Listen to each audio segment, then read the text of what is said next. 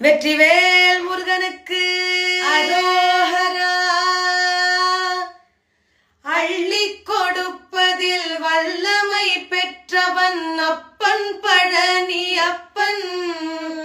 தினம் அச்சம் தவிர்ப்பவன் ஆறுதல் சொல்பவன் அப்பன் பழனி அப்பன். கள்ளம் கபடம் இல்லாதவர் தம்மிடம் காவலில் நின்றிருப்பார். அங்கு கால்நடையாய் வரும் மானிட ஜாதியை கண்டு களித்திருப்பார். துள்ளி வரும்படி வேலுக்கு மேலொரு ஜோதி பிழம்பும் உண்டோ? அந்த சுப்பையன் போலொரு அற்புத தெய்வத்தை சொல்ல மொழியும் உண்டோ?